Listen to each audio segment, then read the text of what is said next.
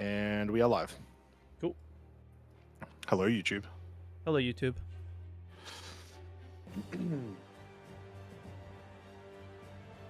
$15.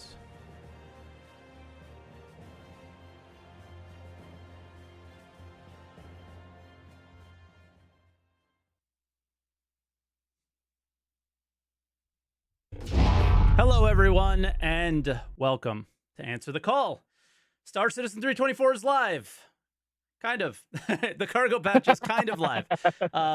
If you guys are unfamiliar, Answer the Call is a Star Citizen podcast with myself, Croncy, and we're on the Answer the Call SC YouTube channel, live on Twitch, on twitch.tv/SaltEMike. So if you guys are catching this on any of those platforms, make sure you hit subscribe on YouTube.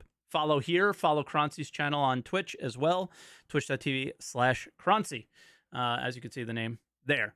But it's a Star Citizen podcast. We kind of talk about what's going on, maybe sometimes a certain topic.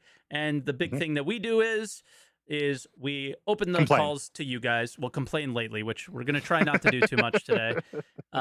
Is we're going to open up the calls to you guys, and we basically have a Discord where you guys can join and share your thoughts. So we kind of give our thoughts at the beginning, and then we open it up to you guys, and we have discussions with you for the second half of the show.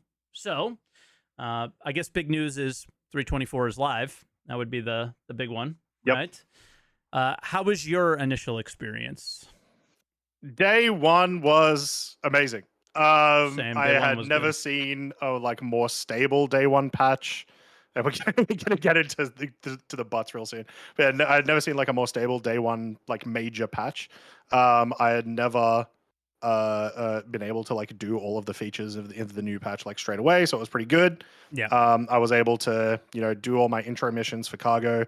I got up to junior rank because I spent only maybe 4 or 5 hours. I did have one issue which was unrelated to a bug and was pure player error that caused us to mess up as well, which was fun. So you were playing some good with old people? Regular Star Citizen stuff. We were stacking missions because we're like, all right, sweet, we'll start pumping through them. And we found 5 missions to deliver to one location. Yeah, Sandig's in chat already saying it's not his fault. We started loading it all up onto my Hercules. But yeah, one of my friends, Sandig, was flying the Hercules, and so it was his hangar. He left the game, which stored all of the cargo away and stored the ship away. And so we spent an hour and a half trying to fix that. Yeah. But other than that, yeah, day one was great. It worked. And I was really happy. I was really excited and very, very keen over the course of the next couple of weeks to just spam cargo missions. Same. And then day two happened. Yeah, I think it was day 2 or 3 for me, because Croncy's obviously Australian, so timelines are a little different. But for myself, it was very similar. Day 1, I was like, all right.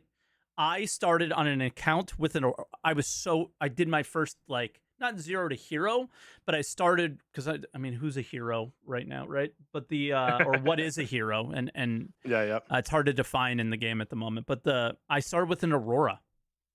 And I didn't do any cargo missions. I didn't do any cargo missions because it's a little harder to do that, and you got to get lucky, get a 6 car, and then you don't have to make more than 3 trips. It would only have to be 2 then. So I started with an Aurora, and I did some missions to get enough money to start using the rental changes that they made and get a feel for what it's like to be a new player and dealing with the cargo. And you know what? It felt good, right? I went through and I had to do some stuff. I did a bounty mission, I did a bunker mission, and I did I think 2 delivery missions. So I was still doing cargo, right? Old school deliveries. Yeah, old school deliveries. Made enough money to rent a hull A, and then I started doing missions, right? And I did the same thing. I got up to junior rank, and then I was like, all right, I'll stop, go to the next day. Next day, same thing. You select the mission, the cargo doesn't come up, and then you try to work around it and try to figure it out. Somebody in chat said there was a workaround apparently, but that broke too. So yeah. I don't have this post up from Xylo, but he was up in the middle of the night last night responding to people and saying that we're working on it right now. I don't know if I buy we're working on it right now at midnight Eastern time, but maybe on a Saturday. Yeah. And they know that that specific cargo issue is a thing. Yeah. This happened. Here's what I said to my chat this morning. Mm-hmm. This was not ready for live. They pushed it to live. Yeah. Nobody can argue against that, right? We did not have consistency in the PTU, and they were saying these are live candidates, right? But I don't think any player looked at any patch and was like, this is a live candidate. Excuse me. Not within the realm. Like I was saying, like within the realm of CIG releasing stuff, this is a live candidate, as in I think they will push it, sort of thing. But yeah, it was never in a great state. No, but you can't point at the cargo missions going, these are working perfectly and these were consistent. Yeah, exactly. So the expectation was it was going to go to live and have a lot of problems. And the first day was like, oh shit. It's not going to have a lot of problems. And then it had a lot of problems. So it's not surprising, but it is really disappointing. But they are working on it now. And what I'm hearing from other people is if you're playing now, you have a chance to like completely be bricking your account. Like there's other things that are going on that people are like permanently getting 30Ks, weird stuff like that. Interesting. Okay. So I did not play today. I just raced an Arena Commander, tried out the new ship, the Peregrine, and and did some gun rush and stuff because I was afraid to play. And since they're hot fixing, it's like, all right, like they're gonna try to fix this stuff. Why would I jump in right now? Yeah, it's gonna be awkward over the course of the next week, depending on when they're able to get these hot fixes out. Obviously, it is like there's no way it's not their biggest priority at the moment. Of course, it is, yeah. Because they've even got like all of their marketing have gone up, which was very unfortunate about one of the things being like, have you tried cargo missions yet? Got to jump into the pat. It's like, no, you can't actually try cargo missions now. So, I expect they'll be going pretty hard. I mean, even last week during the PTU, they were going pretty hard. We had that Sunday patch, which was surprising. So I fully expect they're doing the same thing now. Yep.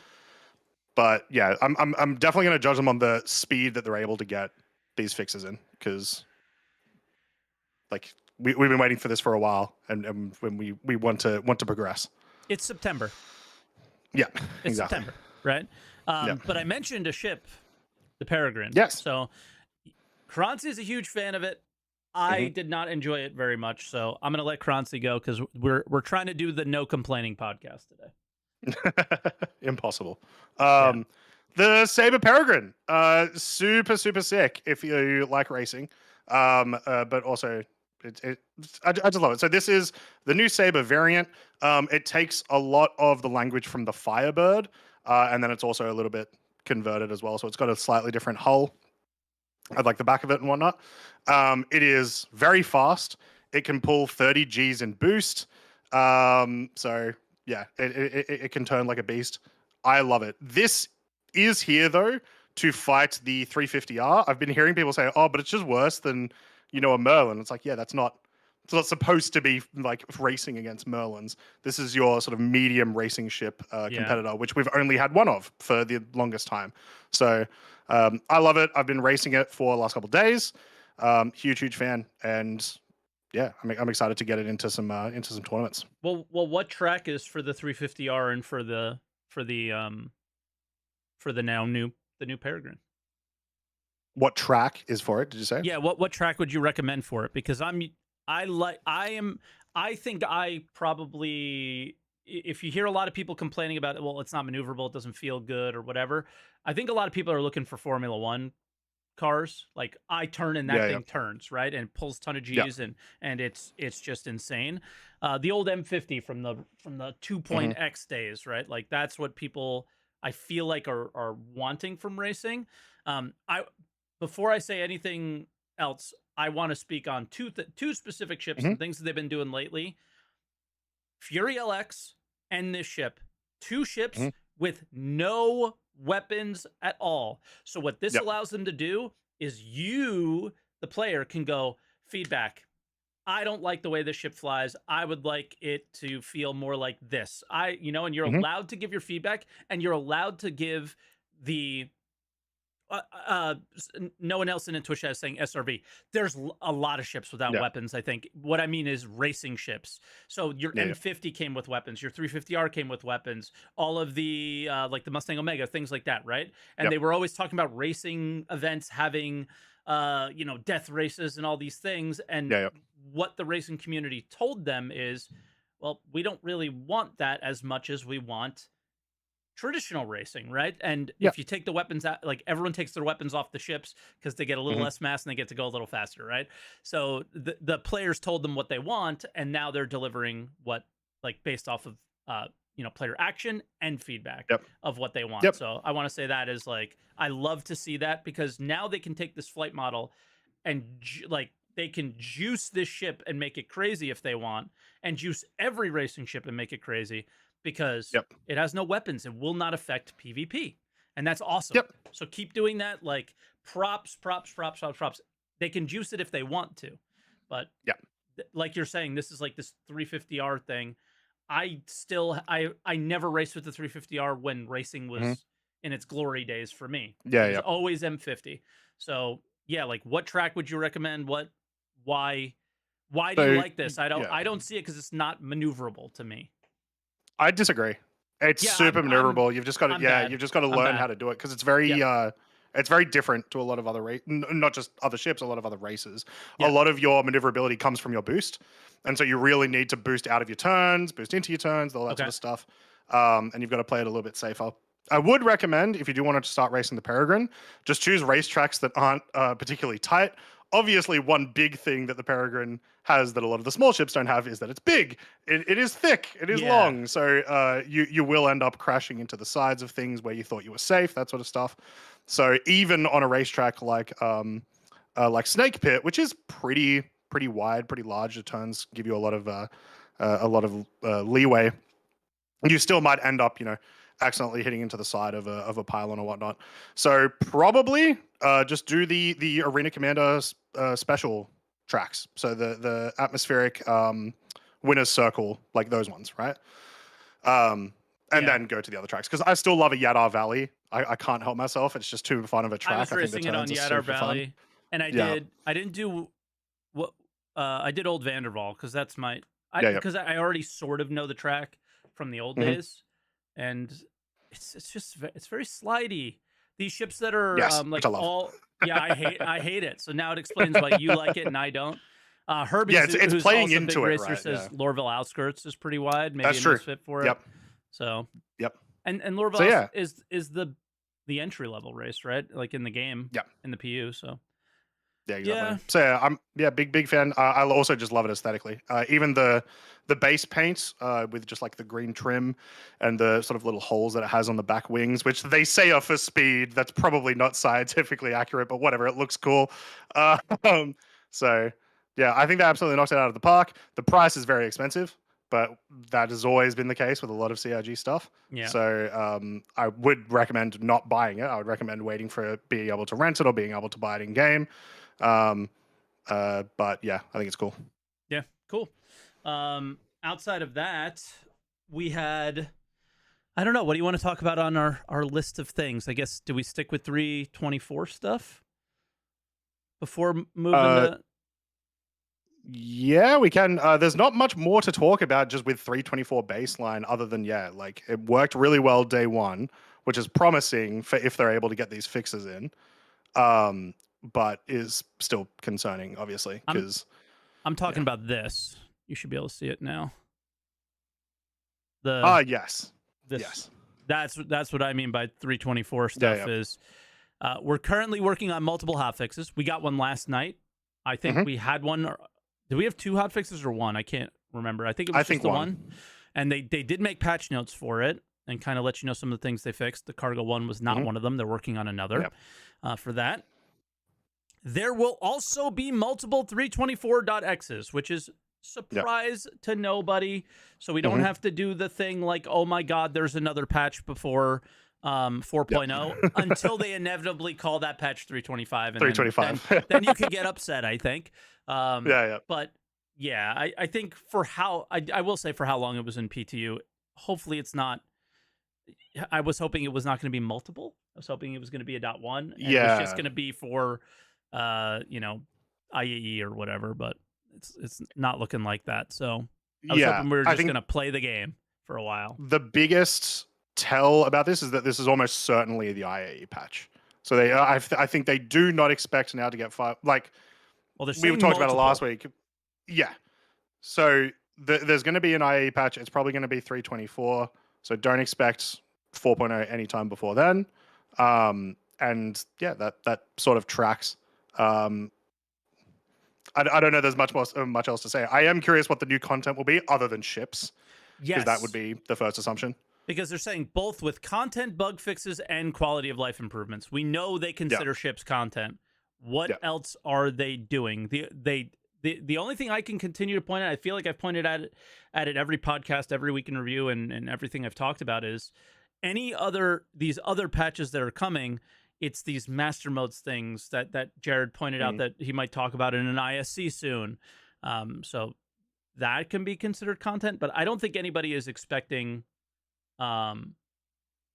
anything big for these patches, right? I think we just no. So if we were expecting something big, it wouldn't be .x. It would be 325. So the only things that I can sort of think that would be there other than ships would be more locations again, because at least in the back end they've been absolutely like throwing those out, right? Oh yeah, aren't all these forward operating bases in the game? But they're in, but they're not really. They've got missions and stuff. Yeah, they're just nobody really talked about them. I guess like YouTubers and stuff. Not really. But yeah, not really. They're just kind of new locations to do same old missions, which I'm still always a fan of, just because I like the variety. Right? When I'm like, if I'm just spamming the missions over and over again, it stops getting boring. Like we got to live through the awesome time, Mike, of the one elimination mission being at bunkers and doing that over and over and over again. Yeah. So anytime there's variety of that stuff, I have a good time. But I think it'll be that sort of stuff. I think we'll see some location-based stuff get introduced because, yeah, they've been pumping them out. Maybe even some of the more pyrocentric type locations and assets. I would imagine some of those will make their way over to us, maybe as like a cheeky sneak peek of some of them or something. Cool. Yeah. Yeah, so we're going to get multiple patches. I think it, like Croncy said, I think it can... Anybody who had the I think, crazy idea that, we would be instantly in a PTU and all these things. I think if you're hoping for anything 4.0 anytime soon, just testing, man.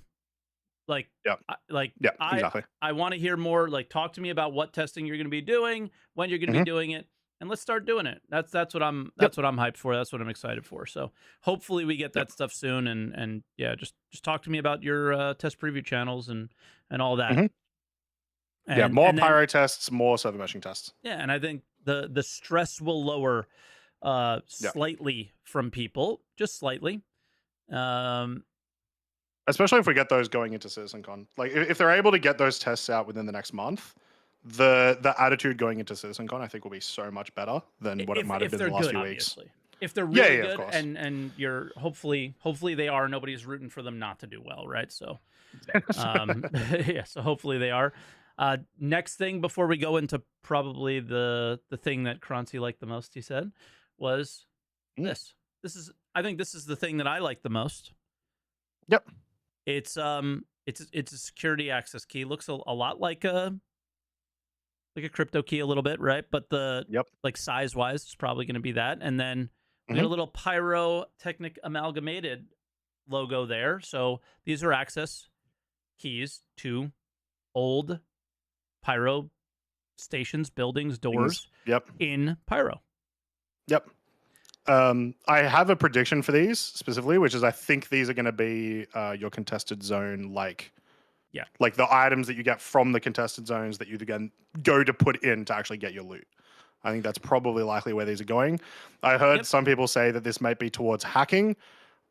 If this was to go towards hacking, they would be talking about it. Because that is such a massive feature that they've talked about before. So I think it's likely just like it's still going to be cool, but it's likely just going to be here is your ticket to the chest over there to open it up. Yeah. Now I hope personally that it's a little bit more in depth than kill NPC, find key, open door. Hopefully. So this I hope is I certainly hope security access keys and that aspect of things exist, and we want that. But the way they spoke about contested zones, it sounds like there's some depth to them. So yes, this would not have a ton. This would not equal a ton of depth if you had just killed a player and got them. So how do we come about these and things like that? Also, a little green light on them too. I wonder, maybe that light doesn't always stay green. I don't know. Timed or something like that. Yeah. I will say, Burke's in chat actually making a good point. That it's a level access key, right? You have security access to this level. So yeah, almost certainly this is going to be part of contested zones just to unlock the next area. Yeah, I didn't even recognize the word level, and that there was a 1 and that there could be other levels. So we saw yellow card shaped item and then we stopped looking. Yep. So that's probably the most important thing to point out, is that there's probably low level loot here, and then maybe we can get up to like a level 4 and have something like that, and that would be very very in your face obvious. This is worth more than the 1 or whatever, right? So very cool. Very Tarkov Labs key-ish. Sure. Yeah. Then we had ISC. You liked it a lot more than me. I really did. But then like the patch came out and I completely forgot about ISC. So yeah, they were just talking about essentially how are you going to be interacting here for a minute? First off, amazing we shirt. love Zach. He always has the best shirts. Yeah, Zach's cool as hell. Yeah, so they're talking about FPS gameplay on planets specifically, and your interactions with the two factions. So Citizens for Prosperity and Headhunters, right? Mm-hmm. Now, the way they talk about it is like with reputation in mind, which is why I got really excited. Because they're talking about, you may not be allowed to go to this location because of a rep, and so you're going to have to fight through these things. If you do want to try to get certain items, and the way they talked about it, it's like, the exact thing you've been talking about for the last like 2 months, Mike, you will only be able to get X item here, Y item there. Yeah, 5 years exactly. Yeah. So I loved that idea. And then they just showed more of the locations, really. But that was kind of the crux of it. It's just like, sweet. Yeah. It sounds like the FPS gameplay is going to be meaningful. Fantastic. Yeah, well, so one thing that I want to point out is, if people didn't recognize, there was blue hit markers on the screen. It looks like there's some different colors for different visors, different helmets, things like that are probably going to be happening either relatively soon or just in Pyro or whatever. This episode was exactly what I expected it to be, which was very NPC focused. Yeah, mission things, right? I really, really, really, I've been kind of following the discourse around Pyro and the way people are feeling about it, and the way they have for many years. I think people were hoping Pyro was going to be very, very us and not them content driven wise, as in us being the players. And I think that the focus of this episode drew so much of that towards, again, like, all right, you're shooting Copians, you're shooting NPCs, there's this boss NPC, there's these this design content.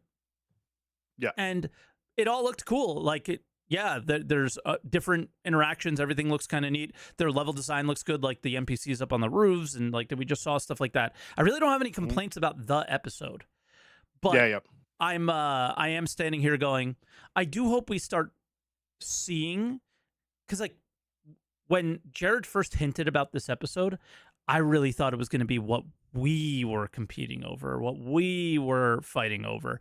And it does sound like we will be fighting each other at these as well, right? Through this episode. Yeah. Like, oh, some guy saw your armor and he liked it and he wanted to kill you.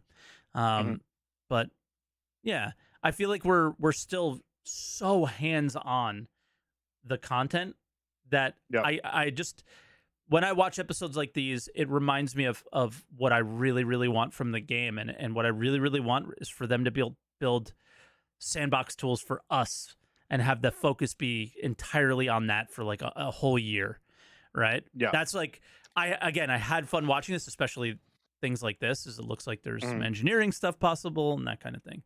But it just reminds me of what I really, really want out of the game, what I really, really think will make this game so much more fun.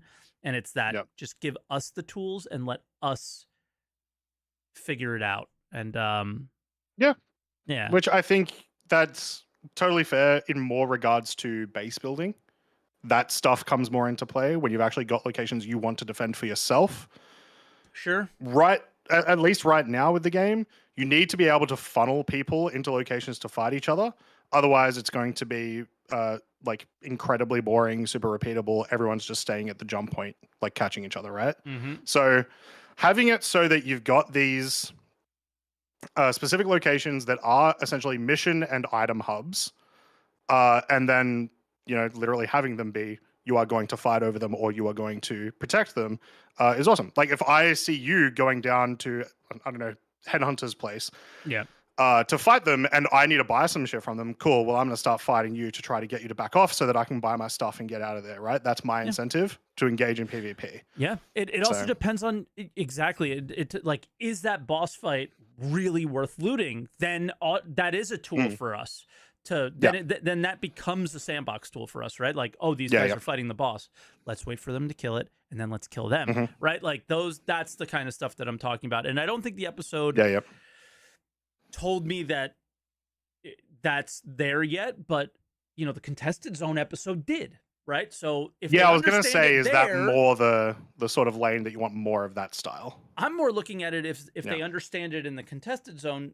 They must understand it here as well. So hopefully the items that you can only purchase at these locations or find at these locations, hopefully the boss that you're killing, maybe the loot that's on him is good, you know, is good enough that we're actually fighting over these things. So yeah, it made me really like, just give me those tools.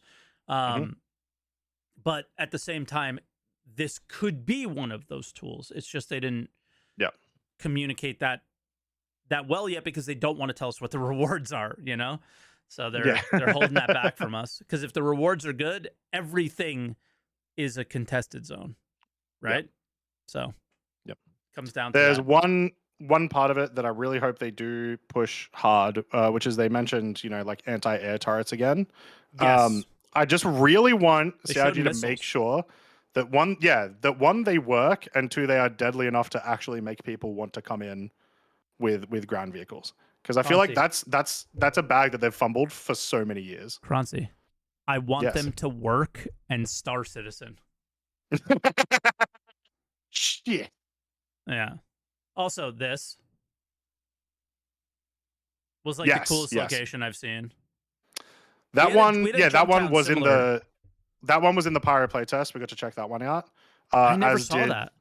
Oh, it was super cool. And then also the Xenothreat like mining structure thing, that one was in there too. Yep. The one that wasn't was the one that's on I want to say like Pyro 6 or whatever that they show. I think it's the first one, the early on. I think so. I mean, I feel like that's Pyro 3. Like I don't remember what it is, but one of them we didn't see before, and it was super cool. And it just makes sense. Just so everyone knows, Pyro looks way cooler than Stanton, and that's probably going to be the case forever. But yeah. Well, anyway. I will say this: we only have one caller on the list today, so you guys actually have room to come in for once. So you might as well get in if you can. You want to talk about anything around what we talked about today, or you know, even some other stuff. We could probably, hey, I want to sound off today. Given that there's no callers, we might as well open it up subject wise as well. You don't got to talk about anything in particular. All you have to do is come to the Discord and go into the green room. There you go. Somebody in chat said everyone else is playing EVE Online. It's like, no, that's just me during the podcast. Wrong. Everyone still thinks I was playing EVE Online during the podcast. I was not. I have not logged into EVE for 4 days either. Oh, damn. Yeah. Mike also done with EVE. Hopefully we get to show you why. I'll shoot a text, but the people who have been watching my streams lately know, but... No.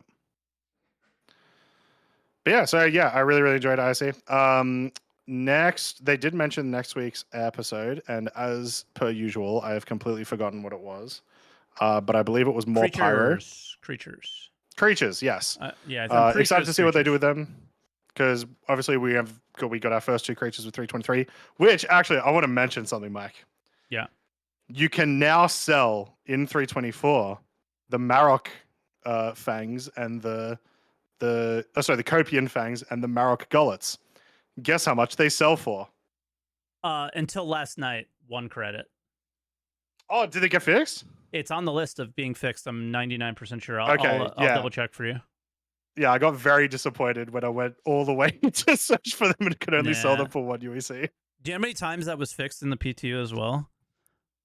It was listed as a fix like 35 times. No. And for whatever reason, sometimes they just don't stick. All right, I got the hotfix patch notes up, so let's jump into those real quick. Bug fixes. Yep, here you go. All harvestables are given 1 merit per harvestable instead of the value for the type of harvestable. So that went for unable to sell Copian Horn and Marek Gem as well. Yeah, so a lot of kiosks and selling issues that they fixed in this hotfix patch. So, yep. Yeah. Fair enough. Something I hope they hotfix though. I was racing and the damn gate didn't update. So if I don't know the track, I don't know where to go. So it updates. It's in the wrong spot. Oh. So it's like always around your camera instead of where actually you need to go. Yeah. But you can. We're racing a lot the last couple of days, and some tracks I just don't know, right? You can figure out where it's going because the number does go down, the like meters from how far away you are from it. And that is accurate. It's just where it's telling you it is wrong. A lot of the tracks, like, they give you arrows and tell you where to go, and the gate starts to open when you come near it. So, like, yeah. I figured it out on some of the tracks that I was somewhat familiar with, but then I went to like the Area 18 track that I've never done, and I was like, that one's extra hard. Yeah. Especially because like all of the there's shit everywhere. Yes, and like all of the signs blend in really well with all of the neon that covers Area 18, so it's hard to figure out where it's telling you to go. Yeah, so I did not know where to go, and I was like, okay, I'm done with this one. But yeah, so maybe a bit more racing in my future, but I hope they bring Gravlev back because the Gravlev vehicles do feel somewhat like the days where you and I were racing back and forth, and now I missed that. I want to bring that back, but we'll have to check it in an hour because the experimental modes are about to rotate. So whatever will end up being the next however long. I don't think they put out a roster this time. So no, I didn't see a not schedule. Sure what it's gonna be. Yeah, but the schedule is usually pinned somewhere. So I could take a peek and look for it. Maybe it's in like general announcements or something. But yeah, I'm interested in what's coming because I do like the current ones, like I love Gun Rush, and I do like I'm way more into FPS right now than anything. I forgot what the FPS one is right now, like Team Deathmatch, basically. I think. That one's pretty fun, but I love the coin collector. What's the name of that one? Yeah, Kill Collector and Vehicle Collector or whatever. Yep. Yeah, that one's good. That one's one of my favorites. I do not see it in announcements. I'm going to take a peek in general and see if we see it there. Let's see. About to say they might put up a new one as well. Yeah, so I expect us to see a new one shortly. So not in those two. If they're not in those forums, I'm not sure where it would be. So, yeah. But so it changes today, is what you're saying, in about an hour. Yeah, I noticed it as we were getting off earlier. So it should be whatever ends up. Like it could also just be repeat. Who knows? But it was like the cycle within a couple of hours. So sick. Yeah, dude. Because things haven't been working, I've been playing a lot of Gun Rush. Yep. I'm not good at FPS games, right? So if I don't keep up with it, man, did I get worse. Yep. Like way worse. And I'm like climbing back, but I am bad. Compared to where I was like 320, like mid 323, where I was like, I am not logging into 323. So if I played Star Citizen, I played Arena Commander. That was it. Yeah. I was bad. Yeah, I need some work. Someone on YouTube is saying that you are old, so you're at a disadvantage. This is true. What the best player that I played against said, "Mate, you're better than most people." Yeah, but most people are really old. I don't know. Like, come on, man. These people are like all 70-year-olds not knowing what they're doing. Yeah, yeah. But Gun Rush is very competitive sometimes, and yesterday was like the craziest lobby I'd ever seen. I was going 4-14 every time. Like, jeez. Yeah, they were super. Like, I was bad, but they're really good. So I don't know if you guys haven't checked. I wanted a lot of people give me shit, but I want to. Oh, it's time. Never mind. We're gonna show you guys something.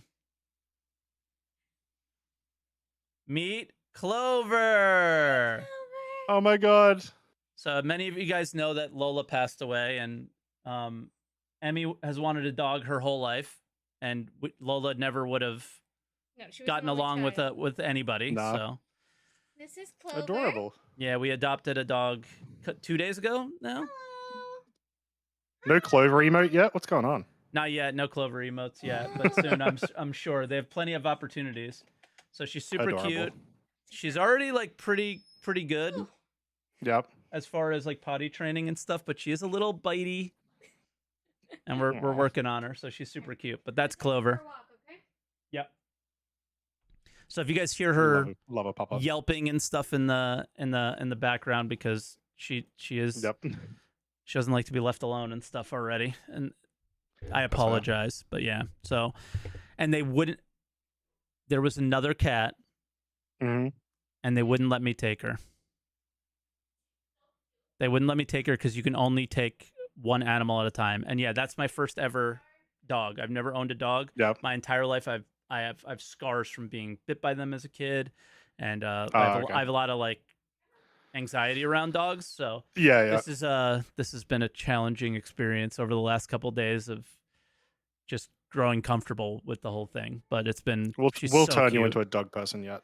And she's chill. She's not a super crazy puppy, so we got like a good one. But yeah, I saw this cat that was, I swear it was the spirit of her, and they wouldn't let me take her, and because they were nasty about it. They're like, well, you can't take two animals at once. And I'm like, what do you mean I can't take two animals at once? Don't we want these guys to grow up together? And they're like, no, the stress of the animal. And she had blue hair, 35 piercings, braces, and she was like 15. And like, she doesn't know the emotional like shit I had went through to see this animal. But that's not a Star Citizen related topic, so I apologize, but it's what's going on in my life. But it should be. Let's get dogs and cats in next week's ISC. Well, there are. We're gonna learn all about the pyro dogs. Yeah, so I'm sure we'll hear about the dogs and how the AI reacts and how all this AI is going to work so well. I will say this. I don't have any of it cut out yet, and I don't know how I feel about this. And YouTube people watching, Twitch people watching, and you, Croncy, let me know what you think. Weekend Review is a video where I take everything that is like official from Star Citizen. Would you consider a dev typing in a random person's Discord official? Probably. I'm like going. I don't know. Like I'm that random person. Yeah, like you gotta kind of. What kind of correspondence is it? I guess that's the important thing. It was about the AI, I think, and it was about maybe how meshing will benefit the AI's working. I'd say it is official, but I obviously wouldn't put as much weight into it as there are other forms of communication. I also don't want to push devs away from just wanting to talk about their game when it comes to Star Citizen. So I don't want them to feel like, it's gonna get clipped. But I always tell them, if you say anything in my Discord, like it's gonna end up on Reddit. It's what happens. But yeah, so I think it's definitely like it is from an official source, but it doesn't have as much weight. Yeah, and I think you just mentioned that. You're like, this is what this person said, but it shouldn't be heavy. Because I think that's fine. It's such a server meshing. It's like we don't know exactly what we think the benefits will be. And if they have kind of felt them in a way and have a feeling about it and want to speak about that openly, it's like I feel like it's something that should be said, but I didn't really know how to handle it. Yeah. So yeah, I don't know. But yeah, like I kind of want to include it in Week in Review and be like, but don't. Yeah, I think include it. Just hey guys, caveat. Yeah. You know, this is a random communication from a dev, random like Discord. You know, exactly. Yeah. Give the context. I don't know. Yeah, I'm on the fence with that. But apparently, server meshing. I've just heard this said by multiple devs now. Server meshing will help the AI. They keep saying it. Yeah. Okay, so that's the communication. Really, is they believe if anything server meshing does that they've been open and communicating about is all this BS that we've had with the AI. I'm not saying it's going to be perfect when 4.0 comes out, but it should help improve it. Is their saying. And somebody in chat asked why, because technically your server FPS should be higher. So whenever server FPS is affecting the AI, that should happen less often, I guess, is how we should take it. But I don't know. Which also then hopefully means we'll be able to balance FPS correctly, because we've always been in a funny thing of them trying to balance FPS for bad AI, and you end up with situations where you're getting one tapped the second that someone looks at you on a good server. Yeah. So yeah. Also, shout out, I think it's Frosty that's in our Discord. He's modding, and he lined everybody up in the order that they came in. So we have a full... That was me. Croncy, not Frosty. They both ended in a Y. I saw Frosty in there for a second, so I thought it was him. Thank you. Thank you, because we're full, and now we don't have to play a random game of who gets in and who doesn't. So, sure. Thank you, Croncy. You want to go to callers? Are we ready? I do want to talk about one other thing that happened this week, which was the end of Ship Showdown, ladies and gentlemen. It is over. We have our top 4. Was Terrapin made top 4. No, not rigged. I don't think it was rigged. You don't think because they immediately did... I saw people claiming like rigged because they immediately did the golden ticket thing after. So the second they had the F18 in the top 16, they were organizing that. I guarantee it. No matter what. Yeah. I don't know. Yeah. But I don't think it was rigged at all. The Terrapin made it into top 4, and the 600i didn't. Not rigged. Best vote. Let's go. Yeah. Less than 60 seconds after? Okay. Well, it was already in top 4, though. So it already had to be purchasable. Yeah. So that it was going to happen regardless if it won it or not. Like it was going to happen. What would they have done if the C1 won? They still would have done it. Because you need to be able to purchase it because it was going to get a skin. Okay. Cool. Yeah. Because I saw people saying that it was rigged, and it was like, yeah. Like, yes, these people are shameless, but how shameless? I don't think they're this ridiculous. But I'm sure they're happy. But that they're able to do the sale. I did send a message to somebody today because I feel like every single fucking patch we've had to communicate that your .1 happened, your whatever patch happened, and this ship is supposed to be for sale in game, and it's not. Yeah. The F7 is not, the new ones, and the F8 has never been. Yeah. How do we feel about that? I feel like that's like an interesting thing to touch on for a few minutes. I feel like every ship that is pledgeable should be available in game. Yes. Yeah, for sure. So like, why is the F8 not? I don't understand. And dude, put a huge price on it. It's military superiority, all that stuff. You could put a big price tag on and make it hard to buy, but I don't understand why those aren't. And then the one that did not, that should be, was the Pulse. The Pulse, I don't think is available to buy in game yet. That is a maybe. I'm not 100% sure, but we went through it today, and we don't think the Pulse was available to buy in game. So it was like, reminder. Pulse come out 322 or 323? At the launch of 323, we checked the launch. Yeah, no. Post. So that's pretty common. Most of the it's bad, and it should be the very next patch. Most ships have been coming out 2 major patches after. So I would it should be now Yeah. from what it used to be. You're not. But I would expect it I to know be. you're not defending it, so I'm not. I would expect it to shaking my be head at you. 325, 4.0, whatever it is. So It's 324. You put the label on it. You put out the next. it should be. You put out the next ships. Don't give me this bullshit anymore. And the F8 is not available in game, so there's no. Yeah. Yeah, I don't. The F8's super weird because remember, like the mentality of it still when they were originally like you're going to be able to get it from Squadron or whatever, or you're going to be able to get it from the game. Yeah. Still kind of exists, but now that you've been selling it, that doesn't feel as cool anymore. So just sell it in game. They want even if it's crazy UXC expensive. But yeah, I don't know. So I don't know, man. Bothers me though. Bothers me. Well, I had to complain about something, Croncy. I had to complain about something. Let me have it. You can have it. But yeah, so I was super happy with Ship Showdown. Very excited to see what the paints end up being. Very excited to see that the 600i was not part of the top 4 this year. In fact, we only have one repeat winner, which was the Reclaimer, which got there in 2019. So it's also had like quite a few years before like it got back in the top 4 again. Yeah. So good job, community. Correct votes. I love the 600i tiers. That made my no 890, no 600i. No Carrick. No Carrick. Yep. No. Feels good. Did the Cutlass make it? No Cutlass. No. Was it even part of this? So I do like. I don't remember if the Cutlass was even in the top 16. Me neither. I like that they chose ships. Like So you can have ships that wouldn't normally be seen in there. So Terrapin's a good one. And that forces them to put paints on Terrapins. Yes. So there you go. Oh, yeah. And it better be a turtle shell paint. If it's not, what's wrong? Like, what are you doing with your life? But then they have to also give the turtle paint to the F8 and to the Reclaimer, and we can have a turtle Reclaimer. There you go. That would be amazing. It kind of looks like a turtle too. It does. It's a tortoise. It does. That's a tortoise, so it'll be like a more tan, and then the other one will be green or whatever. So yeah, for people who don't know, and then we'll get to callers. Promise, Lightsmith, you're coming up in just a few seconds. The golden ticket thing.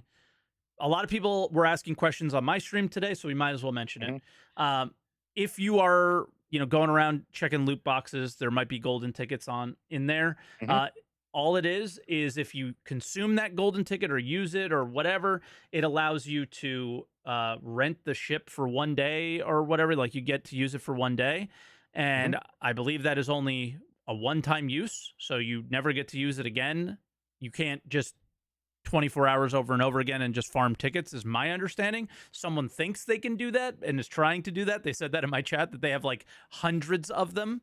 And they're going to never have to buy the F8. I don't think that's how it works. Oops, there's a wipe coming in 4.0. Rip you, friend. Yeah. But what it really does is it allows you to buy it on the website for money. So this is the event that's going on right now is find a golden ticket. Spend not $260, $300. It went up in price as well. Did it? Allegedly. Yeah, that's what my chat was telling me. That is alleged. I could have sworn it was 300 before, but you might be right. Your chat would know better than I do. Not necessarily, because now that you're saying it, 300 sounds right. That sounds right, yeah. Because I remember. Yeah, I'm seeing multiple people saying it's 300. So rip Mike's chat who said it was. Oh, 260 Warbond, sure. Because, this one doesn't apply for Warbond, right? I don't know. I don't think. But anyway, maybe, is that 300. Yeah, okay. So maybe that makes sense. So there was no price increase. And they normally tell you price increases beforehand when they do. They kind of said, hey, we're going to let you know. They've been doing that for the last like 2.5 years, I think. Yeah, and everyone gets mad then. Nobody really got mad now. It was just one comment in my Twitch chat. So that makes sense. Cool. Yeah. All right. Awesome. Callers? Yeah, let's stop faffing. Let's talk to some people that have more content to talk about. Yeah. Lightsmith, how you doing? What's up? Yo's. What would you like to talk about today, my friend?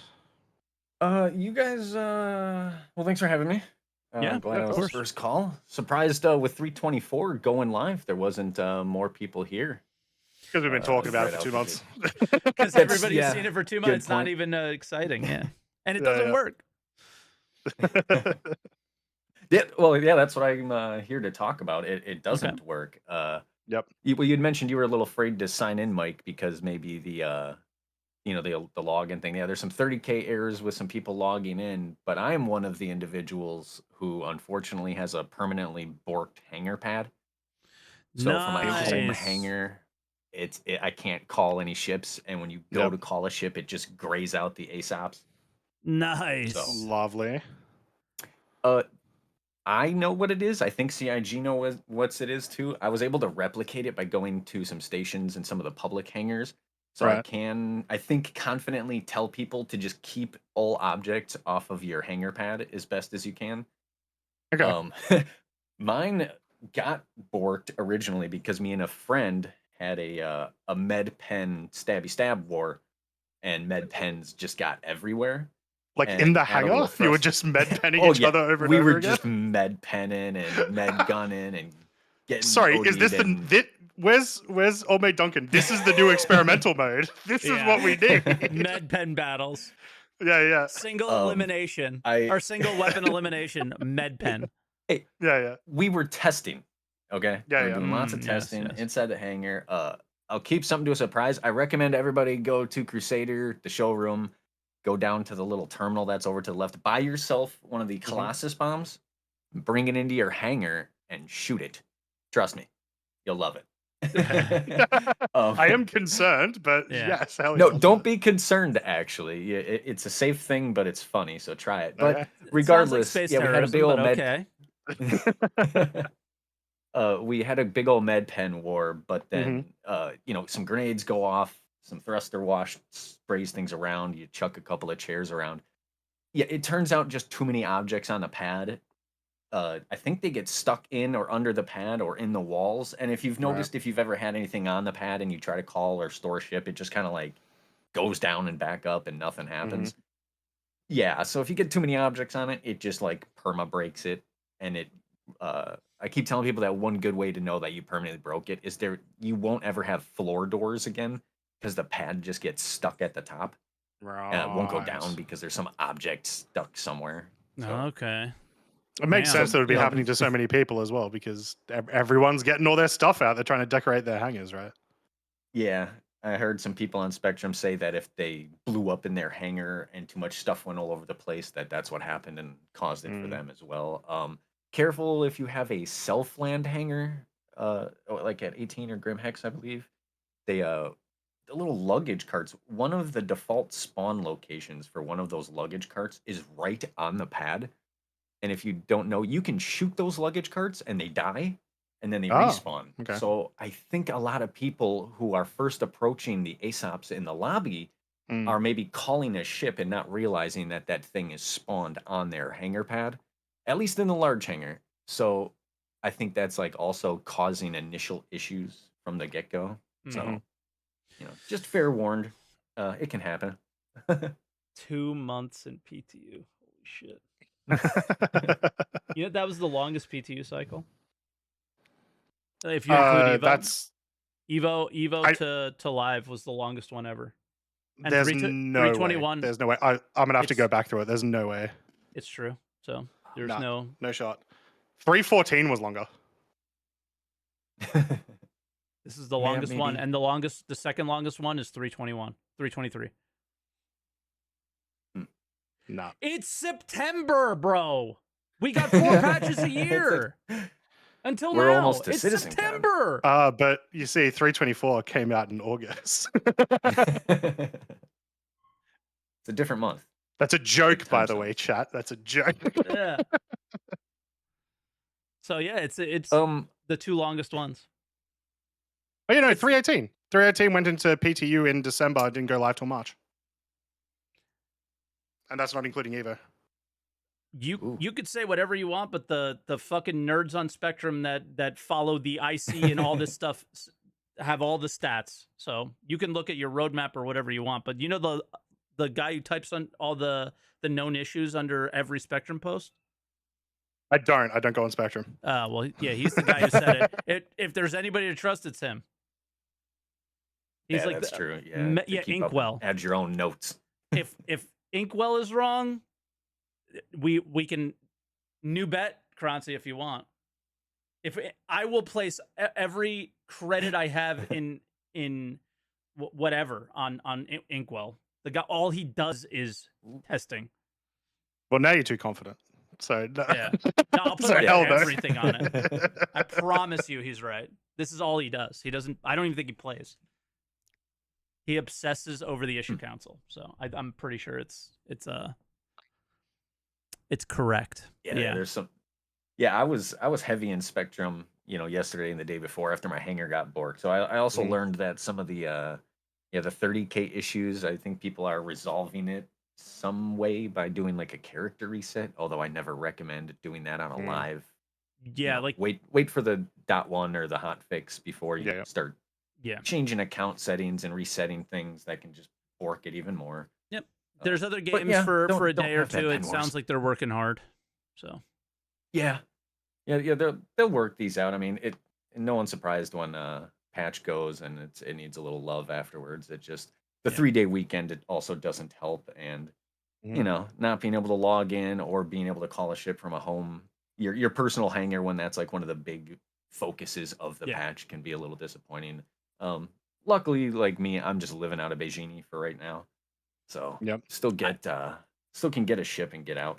I think it's way less concerning that there's a few bugs on live launch, even though they're really, really problematic ones, and that they're obviously busting their butt to try to fix them. I don't look at that as like, oh, this is bad. I look at the just general year has not been great or whatever, and like if you want to be concerned about stuff, I would still be pointing at the things that we've been talking about over the last couple of weeks of like this has been a tough year and that's that. But I'm not going to freak out about every little thing of, oh my God, the cargo missions don't work. When they tell you they're aware of it, they're going to hot fix it. Okay, dude, I'll just play Arena Commander. I'll wait and I'll play them when they work. I've waited for many months. I'm not going to freak out over a couple days. You know what I mean? Yeah. Yeah, and with the cargo missions, if anybody's having that issue too, it sounds like that like when the first like intro mission breaks, you can have people share some of the other missions with you, and if you do like 2 or 3, you can get enough rep to start unlocking some of the other hauling missions yourself. So the biggest issue with the hauling missions at the moment is the cargo not actually spawning inside the inventory of the freight elevators. And locations. Well, not just ground locations. I was having it happen in space locations yesterday as well. So it seems like it's not unique to that. Like it seems like it might be server related as well. Because I've also heard like some people being able to do them at ground locations on a pretty good server. But most people are still being affected by this, and it doesn't help that 90% of the hauling contracts that aren't the solar ones are ground. So can confirm that you can in 324 kidnap NPCs and put them in your hangar, and you can arm them with weapons. And they'll stay there? They will persist. I had a couple of ArcCorp guards in the in the Selfland hangars. If you look up, there's like these little balconies that run along the top edge. So I put a couple of armed ArcCorp guards up there because now with the new looting system, you can open the inventory and you can place weapons directly into their equipment slots, and they will use them when necessary. So careful giving NPC like 9 tails some pistols because they will start shooting you in your hangar. I mean, you can put them there, and then it can just be practice, Yeah, that's true. You can shoot them. But then you'll probably bork your hangar because all their stuff will go under the pad. You can only have fun for a little. That is also true. Yep. Yeah. I mean, you can also, if you want, like me and some friends. I mean, this was during the Invictus, but you can drag them into the public areas unconscious, arm them with weapons, and awaken them wherever you want. That's still a thing. Can confirm. Terrorist attacks still possible. The real Ninetales lockdown. Yeah, the real Ninetales lockdown. Yeah, we brought him into DrakeCon just to see what would happen, and yeah, it turns out they get unlimited ammo even with a grenade launcher. So sorry to anybody back then. It was unfortunate. Oh, that's funny. Well, Light, I would say last thing you want to talk about, because we always let the first caller go way too long, and I don't want to do that. Yeah, today. that's true. That's true. I guess last thing, I think the new locations are really great. They did totally just drop those out of nowhere. I didn't even really see that in a patch notes or anything. No quick mention on a Star Citizen Live. They're a little borky. I fell through the floor at a couple of them, but yeah, really cool to just see even a place. I live at 18 and seeing ArcCorp, not the planet ArcCorp, get anything, but at least the moon's got a couple extra locations, and I'm always happy about that because ArcCorp needs some love. Yeah, they're basically the if you go to, I don't know if every DC has them, but most DCs have them. If you go about a kilometer out, you will see these like small little locations, and they're just reusing that asset for its own separate location. Plus, like they'll put some, of the big like the big gas canisters, or they'll put some more buildings around. It's once again, it's just more variety. I do think it was literally in one patch notes and then never mentioned again. Yeah, I don't even remember seeing them in patch notes. Random. Yeah. I just remember the SCL, and then they started showing up. Yeah. No terminals, no freight elevators, no NPCs already there, like at some locations. So I was thinking, since they just talked about the gangs in Pyro, maybe this is going to be the Nine Tails gang locations in Stanton, maybe? I'll only say unlikely, as they've already got missions tied to them. So they will spawn enemies if you take the missions for them. Oh, gotcha. Yeah. Okay. All right. Cool. Yeah. Who knows? Yeah, that's all I got. All right, bro. Easy. Well, thank you for calling. Yeah, we appreciate it. No always. problem. Thanks for having me, and don't have med pen wars. Careful with that. Oh, we're definitely doing that. What are you talking about? All right, Lightsmith. Catch you later. Have a good one. Bye now. Cheers, mate. All right, that was funny. Med pen wars. All right, let's bring in Odd Job Entertainment. Odd Job, can you hear me? You are muted, just FYI. Hold on. Give me just. I think my audio device is screwed up. We hear you if you we hear can us. hear you. Okay, he probably can't hear us. Yeah, I don't think he can hear us. So yeah, we'll just talk All right, amongst ourselves. now I can hear you. All right, awesome. Okay. How you doing? What's up? Good. I'm doing great. So I'm gonna be super brief. I'm literally heading out the door to another event. Croncy owes me a gifted sub. Oh, okay. What's this all about? I said if someone made a picture, I forget what it was. It's in general somewhere. I'll have a look at it later. SaltEMike. That's right. You didn't cut it out though. You need to cut it out and like put it up on a wall. Well, I provided it for you, the people. it's a little plaything for everybody else to play with. So yeah, Croncy owes me a gifted sub for Paper Doll Mike. This is in our Discord. Yeah. Yeah, you're probably gonna have to scroll. We're gonna have to scroll back. I'll find it for you. Don't worry. Well, I have to find it on my phone, so you send me the. Been great for me. Yep. Frames are great, and it's just a cargo patch without cargo. So yeah, so that basically sums up my feelings. I found the performance has been okay, but it's just it's just not what is being advertised at the moment. Why am I so angry? And why am I bald? I have a hair. I can't tell under the hat. At least I got the hat right. Yeah, you got the hat right. It's a. You could be having dirty, like one of those monk haircuts with a bald top and just the ring around the side. I would never know. Pre ball. I mean, that's what I'll look like eventually, I'm sure. So, just a few years from now. Yeah, give it some time. You'll be just like Board Gamer. Oh yeah. In no time. Oh my goodness. But that's really all the thoughts I had. Cargo patch with no cargo. Croncy owes me a gifted sub. Gotcha. Hopefully they fix it, man. I can't. I would like to start my cargo empire, as they say. Yeah.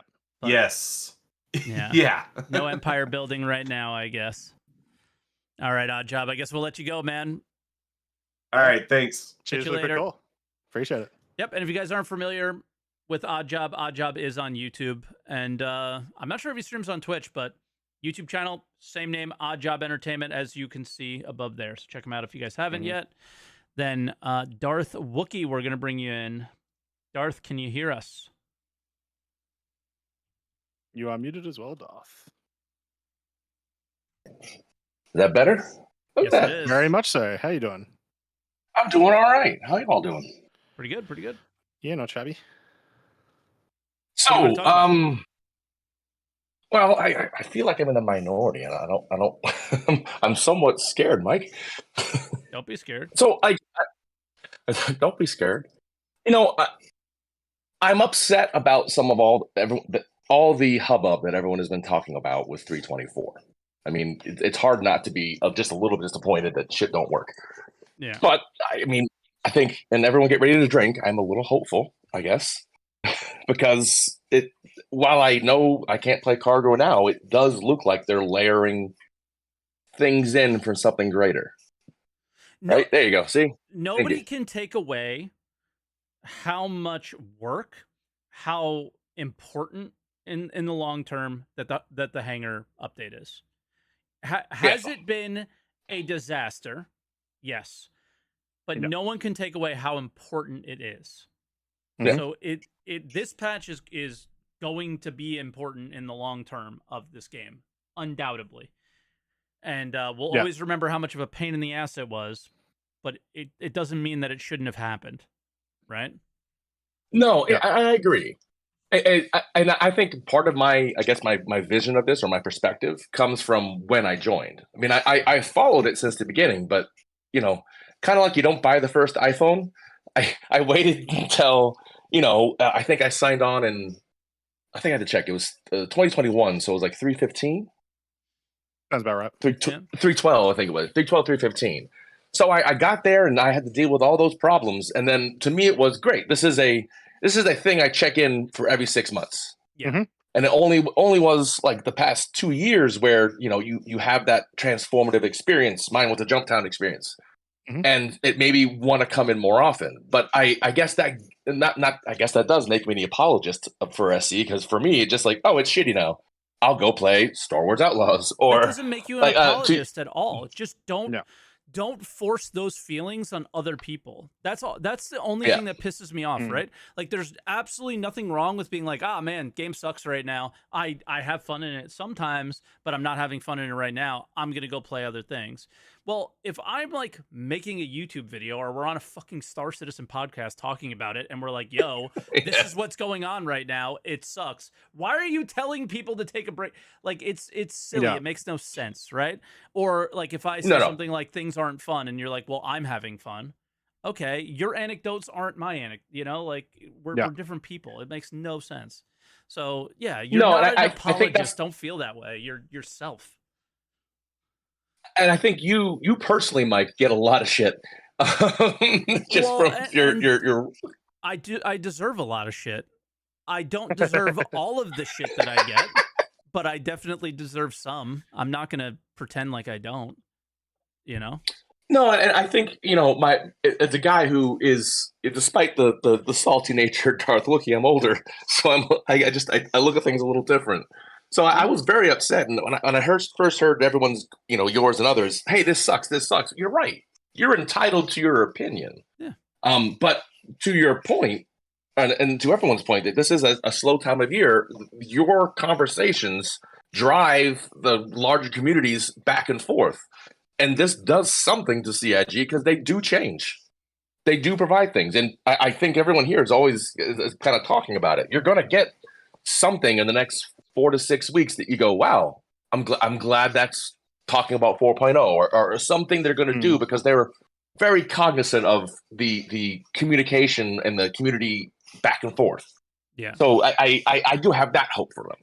But to change subjects off the touchy one, I think it's put to bed. I glad I got that off my chest. Last time I talked with you all, you gave me homework.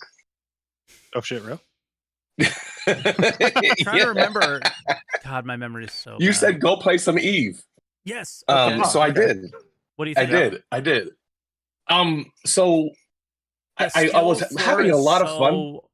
So hot. Like, to just the understanding when you get in is so overwhelming, but it's awesome. It is a little overwhelming. I was doing well. See, I had a great experience because I happened to be new, and I guess they track new players coming in around a time. Yeah. And a mod Did you have reached out to me. message you? Yeah, me too. Yep. Yep. And I don't know if it's because I do a little streaming on the side. I don't know if they tracked that, but he reached out. I was like, okay. And we had a back and forth. I had a question. He gave me some stuff to start. He said, go here. The new player experience is fantastic. Yes. Yes. Their new player experience is wild good. And it has not, I do want to point out, it has not always been. It used to be so garbage, so absolutely terrible to get in. 1 year ago, but they revamped that. Yep.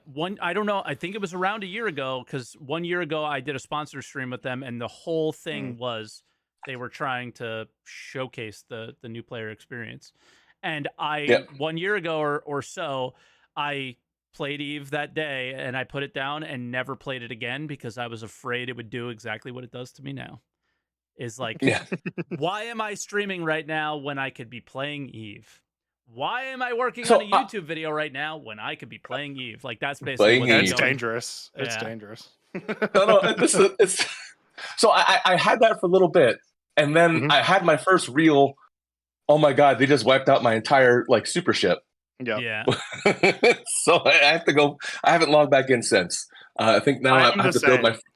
I am the same. I will play. And this goes for like a lot of games.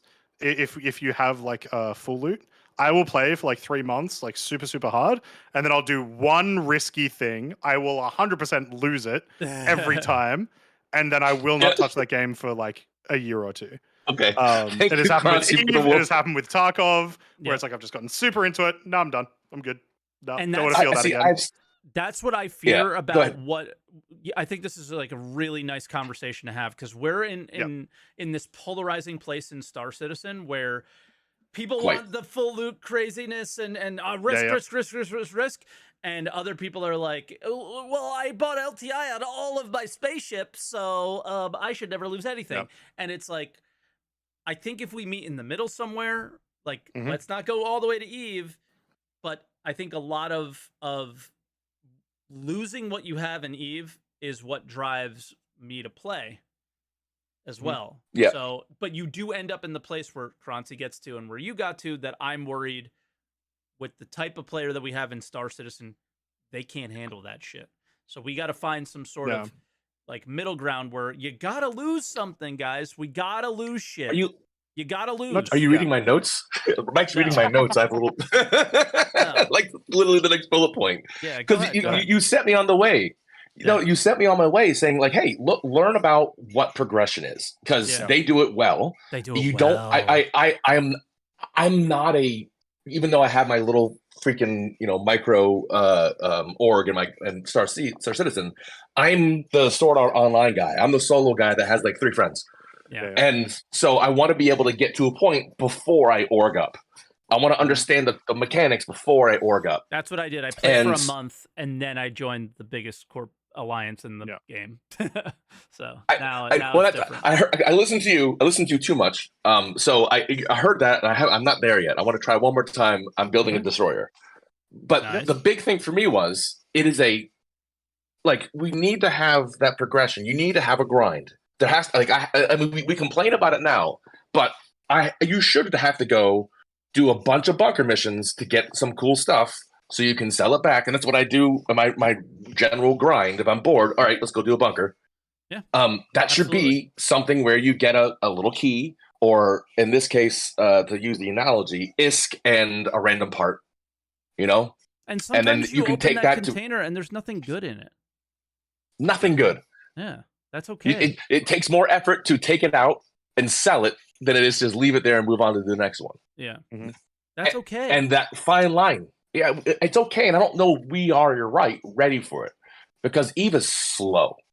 Yeah. Besides the lack of agency in fighting, which slow down too, not just the flight model, but Star Citizen's the way how much money you earn. Look at what they're doing with cargo missions. Look at what they're doing with everything. They have adjusted based off of our feedback that they definitely recognized they needed to raise things up, but they are trying to slow us down because they're trying to get us to the MMO pace. We have to get if we're gonna make an MMO, we got to get to the MMO pace where you can't get to the end game in a month. You can't do this, guys. We cannot have this. And everyone has to accept it.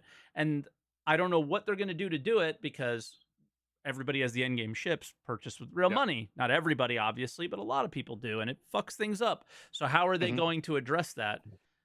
Well, but I think that's their that is their the way we buy ships. That funding model is in lieu of our Plex subscription, right?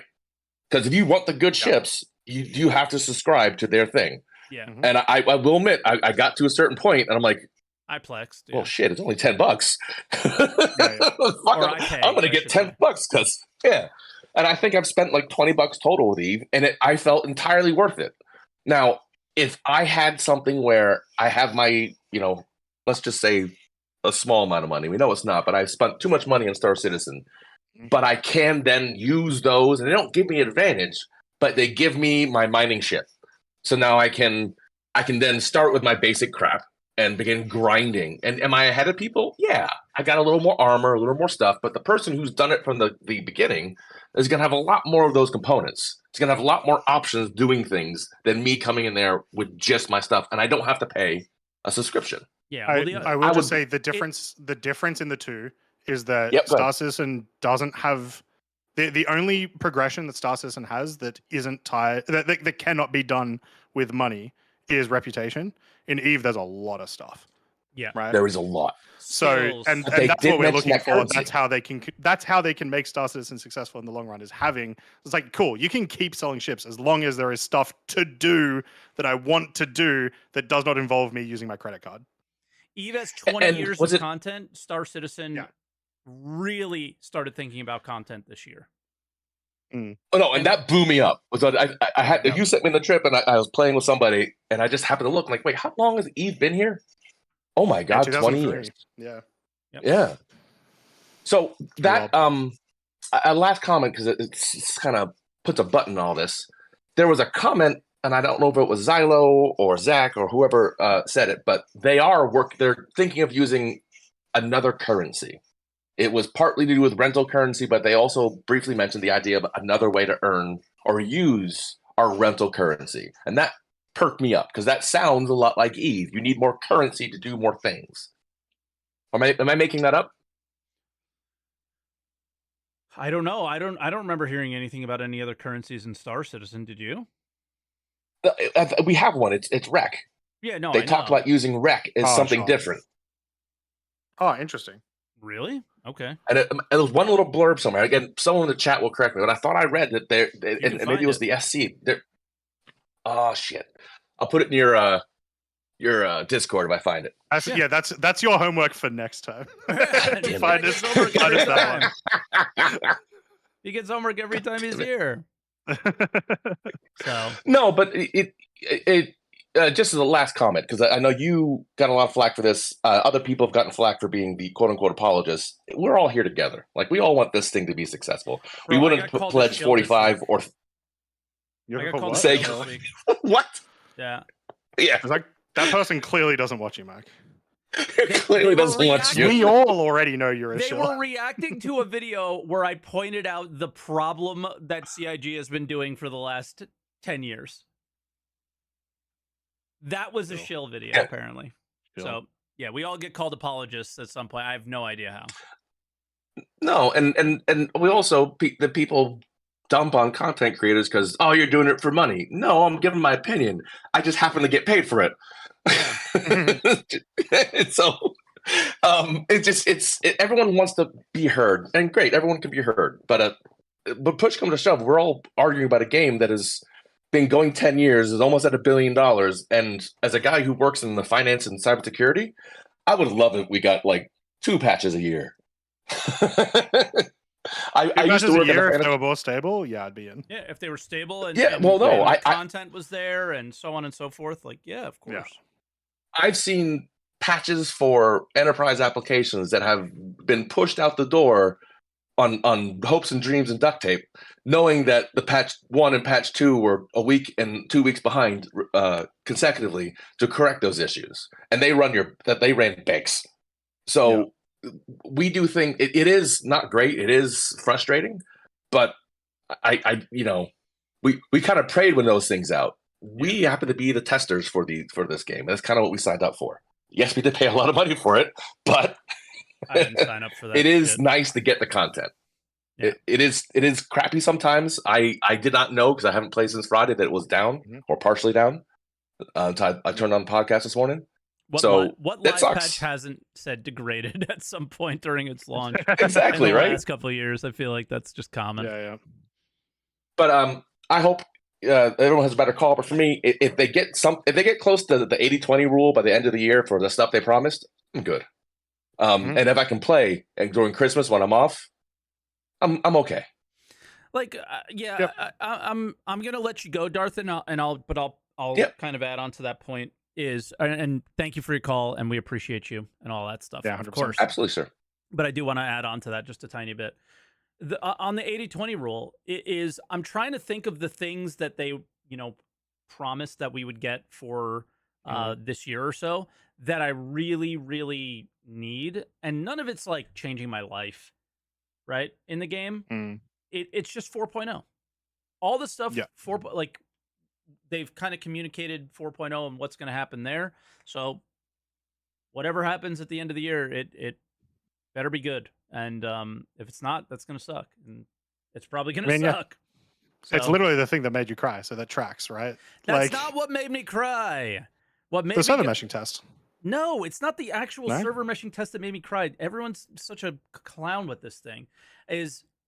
I'm empathetic. When other people cry, it makes me cry. So they started crying. That's right. You didn't cry during the thing. Sorry. To be fair, I was at CitizenCon. I wasn't watching your very cool stream with Level Cap Gaming, which I believe you're doing again this year. Yeah, make sure you guys follow twitch.tv/SaltEMike. Which I believe I invited you to. And if I haven't invited some other people yet who are hanging out in chat, I'm definitely meaning to. So there's if people aren't going to CitizenCon, it was different last year because we were the only people that didn't go. But since it's anyway, that's not fair. close. That's fair. It's not just gonna be me. But like it's everything you said is still 100% accurate. Like there's so many cool things that have happened in 323 and 324 once it works.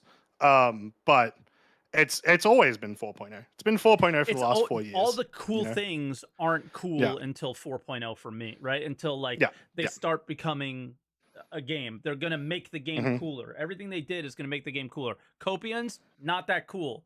But if the AI gets better and we have more game, they all of a sudden get cool, right? So it's stuff like that. Or if we have crafting, Copion horns get really cool. That kind of shit, right? So there's a lot of things that they did that are going to mean something at some point, but they got to start meaning something. So, all right, let's get to our next caller, Hudson Hawk. Hudson, how you doing? Hudson, how are we doing? Oh, not great. There we go. Not great? Not great. Uh-oh, what happened? I'm having the issue that everyone else is having on Star Citizen. Great. The Hangar one? Yep. So I'm just spending my time. So anyway, cheers for the call.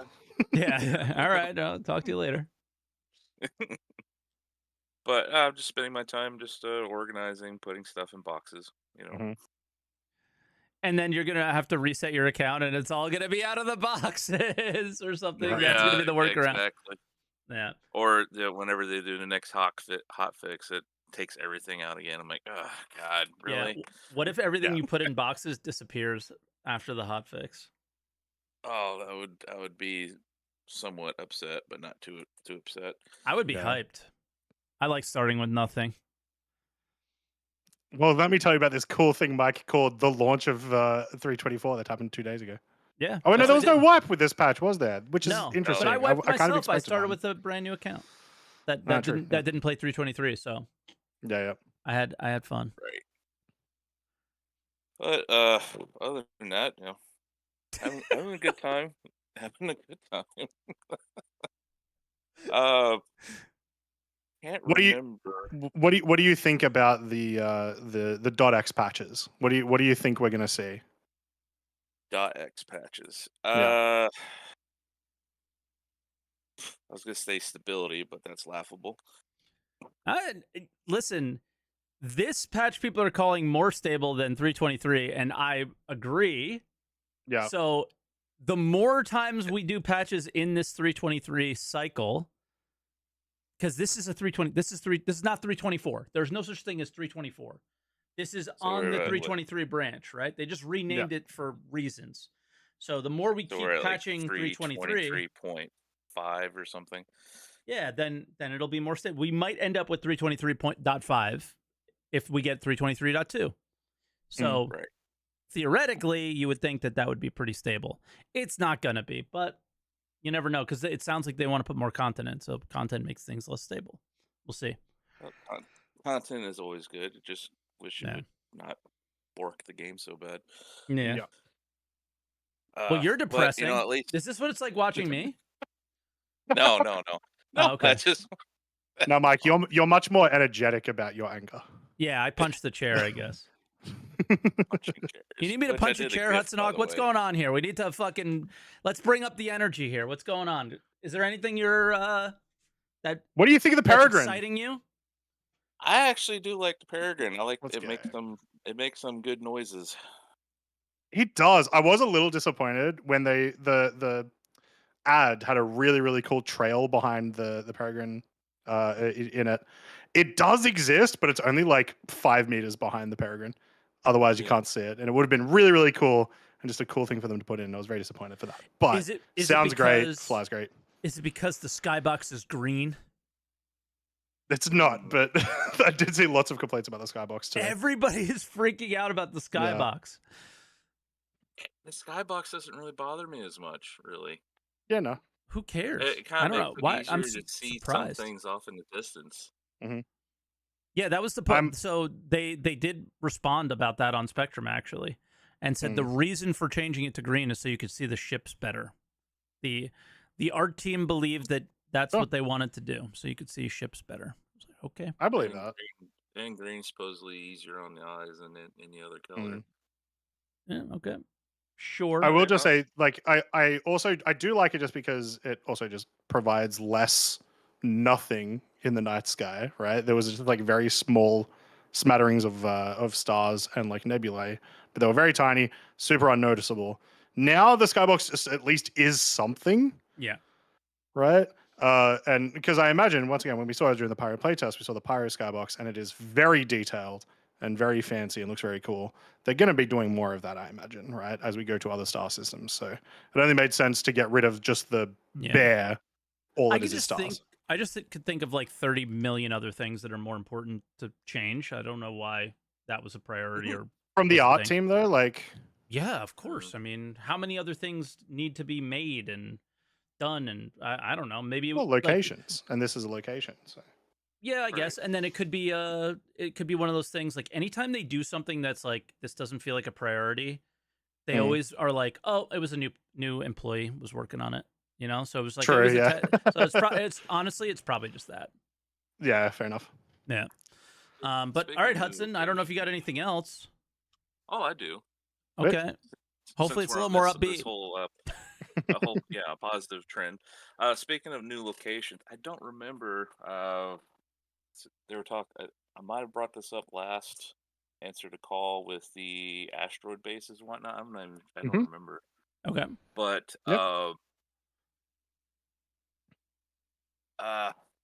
having asteroid bases like unlisted asteroid bases, discoverable asteroid bases within the Aaron Halo belt. That would be sick. That'd be very nice. Yeah, I mean, I think we're gonna get to that point. If they ever do the map thing, I never put I typed your name in, but I never brought it up on the screen. If they ever do the map thing that we saw at CitizenCon, you know what? That would be something from CitizenCon that I'm really bummed out that we don't have. Buying the maps, and a lot of the star map stuff. Like it's September, man, and we still don't have the functionality of the like placing an item or placing a thing down and being able to share it with people. I gotta say, if there's one thing I'm bummed out about, I'm gonna put it on right on that, because I remember I was so excited to like share mining locations and sell them to people. Yeah, those personal quantum markers. Yeah. That like probably one of the biggest QOL things they were talking about. Yep. Yeah, that just didn't happen yet. And yeah, I'm kind of bummed out. That one sucks. Do the personal markers, they don't actually really work as... No. You can make one. But you can't do anything with it other than just go here. Yeah, I don't think they persist either, really. And yeah, so they're like kind of there, but not really.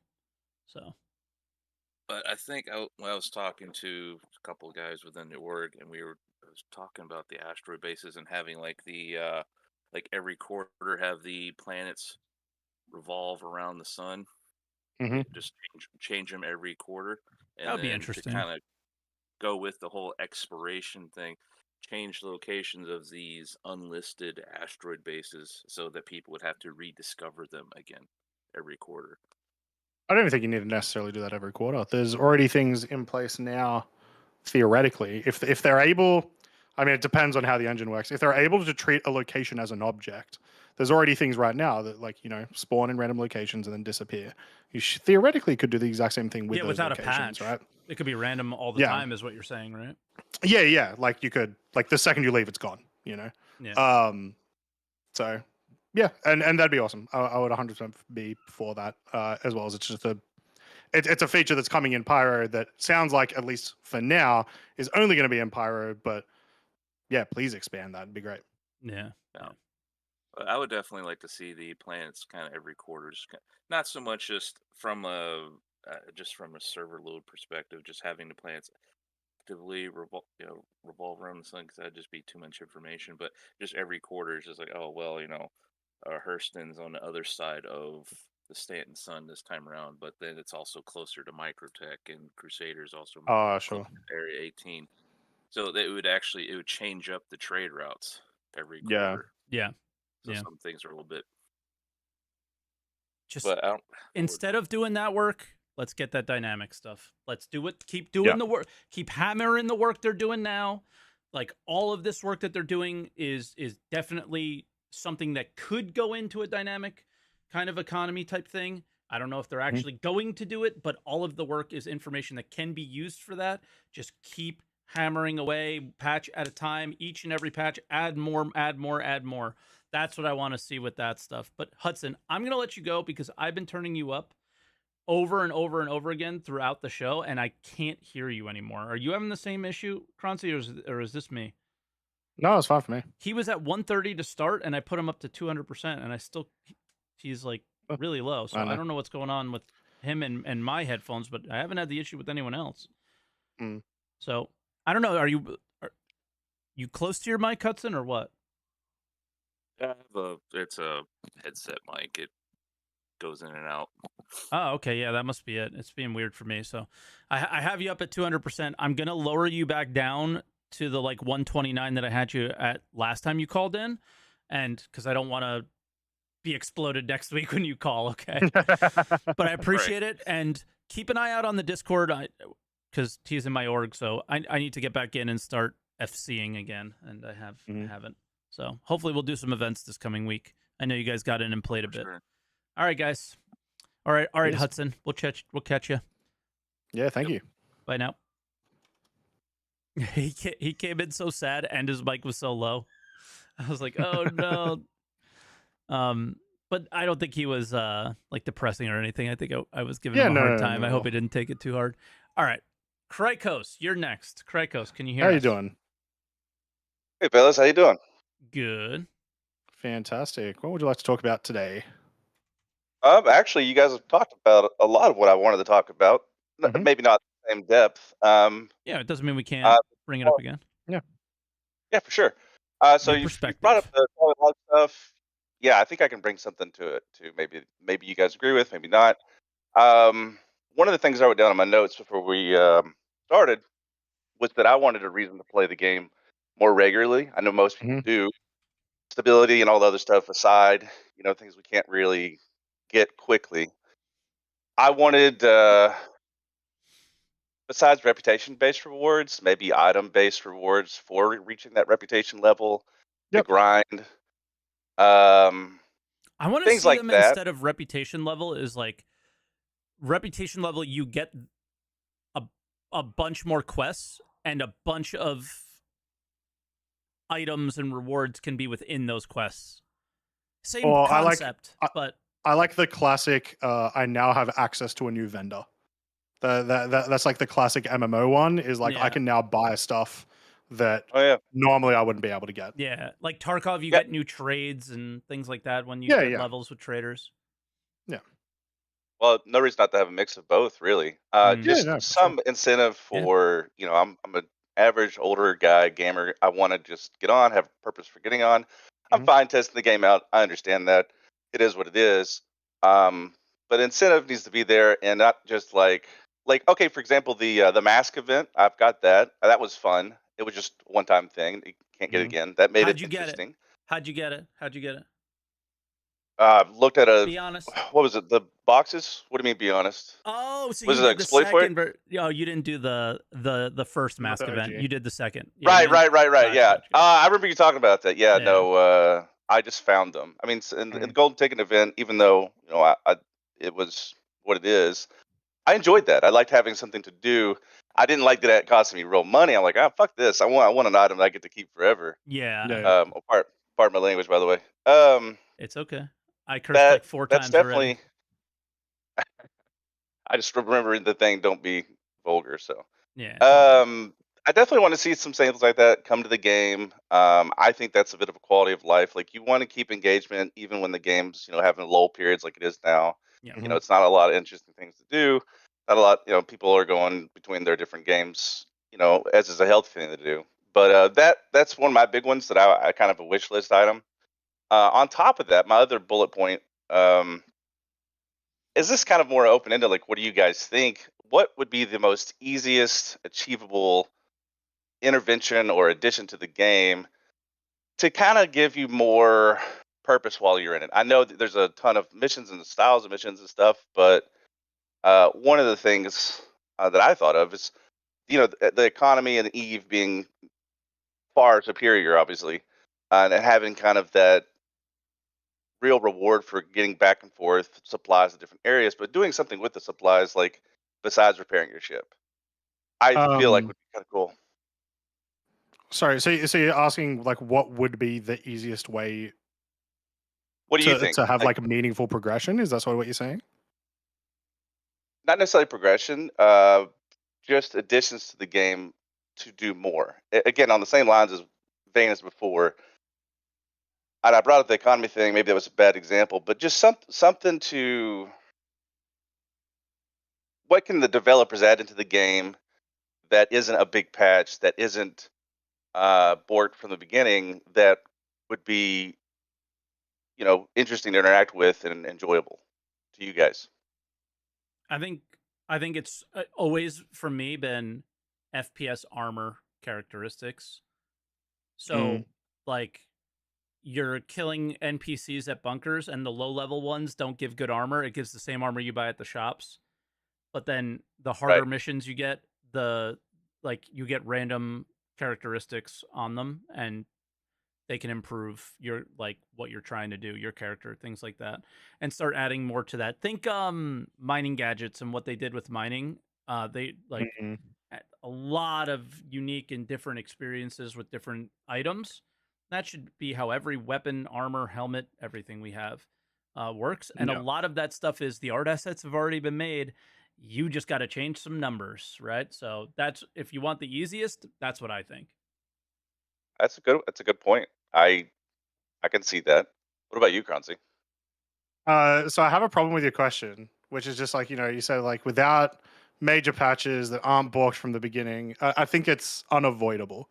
To have more meaningful reasons to play and things to interact with, it's going to require more major patches that are going to be borked from the beginning until this stuff works. Because for me, it is like the word of the day: progression and meaningful progression, whether that's unlocking unique ships or even like Mike said, unlocking weapons or whatever. I think all of that is a pretty major overhaul of what the game currently gives us. Right now, I do have a reason to play, and it is I'm loving the racing in the game. And so really the actual easiest answer is probably just like more in community engagement, right? So actually, yeah, maybe that would be my answer is more simple in-game community features. Like events? Even the super basic ones. Like events, you mean? I get you. Or like org tools. Events or org tools, stuff like that. Like what do you mean by community features? both those sort of things. But like some of those would be more complex than others, of course. Sure. But even things as simple as like having an org chat, right? Yeah. Yeah. Stuff like that can make a massive difference Yeah. in your day-to-day playthroughs. So yep, I'm gonna start working on a video that's very, very similar to that kind of conversation this week. Hopefully, it'll be done by I Wednesday. agree. I'd like to see. I mean, just shared inventory, even if it's just in a CCU container. Like, just put it somewhere so that we can all access, but only if you're an org mate. Yes, to me that sounds simple, but obviously I'm an idiot, so I have no idea. But yeah, that's just basically what I wanted to ask, and you guys answered pretty well, I think. So I'm good. Cool. Awesome. All right, Krakos. Thanks for calling in. We appreciate the call. Yeah, man. Boys, we'll talk to you soon. All right, Croncy, I'm going to let you be the bad guy or not be the bad guy. Gumbo, you put in the list, but we had 5 callers already. Yep. We have time. We have time for one more caller. Sounds good. He's always a good call. Everyone else that's in the Gumbo, room, how you doing? Yeah, you were too late by a mile. Yep. Hey. What's up? Howdy. What would you like to talk about? Okay, real quick. At the top, I think you guys talked about character repair there were some changes to that. I don't know when they happened, but it's pretty much just like an unstuck button now. Like, I had to do this because my this is news to me. Okay, cool. So yeah. I was stuck in a bed at a space station. I did like all the trouble that you would normally do. Did the character repair, and it literally just moved my character from the space station to my home port. Like, all my stuff was attached. Still had 75% health, food, hydration, all that stuff was where it was. Like, nothing changed. It's basically just the unstuck command now. So not sure when that changed, but I guess I don't know who's all aware of that, but I think that's a good thing to point out, because I was expecting like to have to recreate my character and then re-equip all my stuff, but that didn't happen. That wasn't the case. Yeah, I was gonna say a lot of people haven't had to character repair for a really long time because there haven't been while there's been plenty of bugs, there haven't been as many bugs that have like actually bricked your account as much until now. So yeah. So earlier I did post a question because I thought I was gonna have to take some relatives to the airport, but their flight ended up getting canceled. So hypothetically, if I felt this way at the beginning before 324 went into testing, but what do you guys think about the idea of them just merging 324? And let's say hypothetically, right, this all plays out the same way it has, where they stagger the features. We initially get like 324 features first. We don't get pyro. We might get server meshing, but it's pretty much, and 4.0 still gets delayed to Q4. But it's in testing, and we're currently play testing 4.0. Do you think that people would be more engaged with testing had this been a 4.0 prolonged testing cycle as opposed to 324 and then where we're at now, where we have no idea when we're going to get 4.0? 324 Evo testing was incredibly engaging for people. People were super engaged at the beginning. And then by the third week, it's a time issue. It's not a feature issue for a lot of people. It is a time thing. If you got me in there testing the same broken thing over and over and over again, people are going to get tired of it. And I think that's what happened. That's what always happens. It's with that in with mind, 4.0 too. Yeah, with that in mind, I do think a 4.0, just because it's pyro, people's attention span will last longer because it's super hyped. Everyone wants to go see pyro for the first time. It's like visually way more content to see. It still will happen, exactly like what Mike's saying, but I think it will last longer. So I think that would work, or would have worked. But I don't know. I do remember, just because one thing you said, I think it was early last year, maybe even the year before, I could have sworn they mentioned that server meshing would be in the live environment before Pyro was. Really? It's possible I'm misremembering. I think that's the right decision if they do that, to be honest. Yeah. Like, I was actually expecting a 325 with Mhm. something like that, because that's how they were doing their testing. They were doing Yeah. it without pyro and it wasn't working, right? Mm. So it's kind of clear to me that they would like want it working in this scenario before we connect two systems together. But Yeah. it sounds like they still feel like they're going to be able to do the 4.0 thing. I would not be surprised if they did that. Would I be disappointed? Yes, because they continue to create the expectation that that's not what's going to happen. So, right. Now, I'm not saying that they should have released server meshing without pyro. I'm just simply saying, for the testing purposes, if they wanted to initially, let's just hypothetically put all the 324 features into the 4.0 branch, right?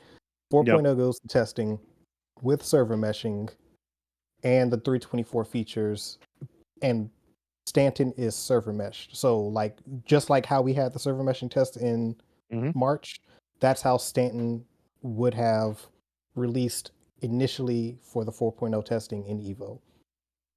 And then you get the 324 features. And let's say now at this point that 324 has gone to live, instead of it 4.0 going to live, now we get jump points and pyro on top of the hauling missions and so all of the 4.0 content that was originally scheduled is now in testing along with the hangars and hauling. It's still not in live. It's been delayed still to Q4.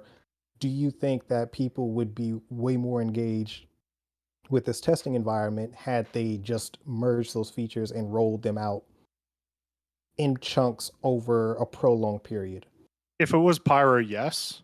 But then you would have the extra issue of not having a live release patch for like a crazy amount of time. But is that an issue though? Like, I personally don't think that's an issue. For their bottom line, I guarantee it is. Yeah. Why do you think they released a 324 and called? True. Why do you think they called 323 324 and made a video about it and all this stuff? Is they know it works. Why do you think the servers are degraded? Because nobody was playing on the PTU, and then it went live, and all of a sudden people went in and logged in. Yeah. Right. Yeah, It worked. It just works. skyrocketed. Yeah. It just works. Yeah. Things that were working in the PTU just stopped working. Exactly. Like, we didn't have these issues in the PTU. Exactly. That is the exact same thing that happened in 318. The 318 terrible launch release. All of almost every single one of those problems was fixed in PTU. But the second that you get 100 times the players, which I'm not suggesting that's what happened here, but I'm sure it was still quite a few times. Yeah, there's 100 players now, everything Croncy, breaks instead of one. Damn, got him. I just think the only argument that we should be making here is that the length of time this thing was in the PTU made no sense, and you might as well just if you're gonna handle the live environment like a testing environment, why are we pretending like it's important to get certain things done before we get them in when they just break anyway? And then you're ending up having to hotfix and do all this other crap that you don't want to do. It's stupid, I think, at this point. And we didn't have to only have 2 patches this year. I think they really were hoping that they had 2 good, that they had a 323 that was super solid. It wasn't. I think they were really hoping to have a 4.0 that existed. It didn't. And they're just fumbling trying to figure things out for this year, because anybody who sits here and goes, I knew this would happen, this was their plan all along, bro, it was definitely not their plan. Like, look at all of the video content, look at all of the things. That was not them trying to hold on to the 4.0 hope. That was them getting all the 4.0 content out of the way. 4.0 comes out, you're playing 4.0, they're focused on CitizenCon, which is beyond 4.0 in their minds. And now what are they going to do? Right? It's I don't believe that this was them trying to hold on to whatever hype they have. I think that they had a plan, and their plan fell flat on its face. Both things are bad. But it's just one is malicious and one is not. And I don't think that they were being malicious. No. I think that they do the FOMO tactics. You can call them out for their marketing tactics if you want, but I don't think that there was a ton of malicious intent in the way they planned the year and how it ended up panning out. No, I don't think there was anything. I agree. I don't think that this was a malicious thing on their part. I don't think that they anticipated. There's no way you can convince me they anticipated instancing being this difficult, because that's Yeah. what's been the hang up with 324. Those hanger especially, like, instances have it's not boned been the them missions, ever it's been the since hangers. 323. Yeah, and like, because it was supposed to be in 323. Yep. Hangers Yeah. were supposed to come in with 323, and it was like, whoa, okay, this is way too much. Let's push it. And then once we got it in testing, it was like, holy crap, what is this? This is a nightmare. Exactly. So yeah, that's all I had though. Like, Okay. this is I think we're beating a dead horse at this point with 324. Like, yeah, it do is you what think it this is the last week we're going to talk about? No, it is. 324? It has to be. Next week, you and I meet midweek, Wednesday, Thursday, or Friday, and we talk about a topic that we are going to talk about.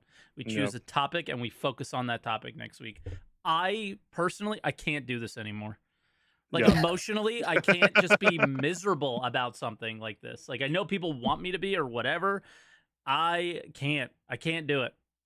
So it's just getting ridiculous. So we could come up with topics. We could bring a guest on. We could figure anything out, then talk about this patch. Anything but this patch. I literally logged on just to deliver all of my in-game purchase ships into 324, just so they're on the ledger, and I have no plans in playing 324. And it's no slight, like, it even if everything was peachy and everything was great and working as intended, I still wouldn't play 324 on live. Like, it's just not the patch for me. Yeah.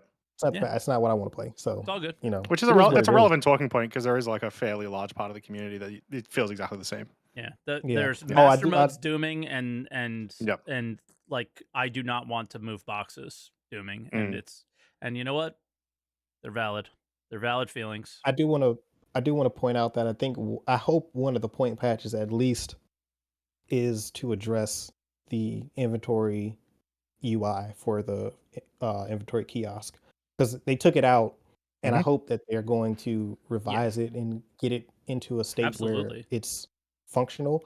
And if that's a point patch, fantastic. We should I'm never 100% on board with that. Agreed. We should never click I and see that UI that we currently see ever again. Bro, for me, the fact that the damn camera clips into the back of the kiosk drives me freaking crazy, because at least with the other one, that didn't happen. Like, it drives me crazy. Like, but anyway, that's it.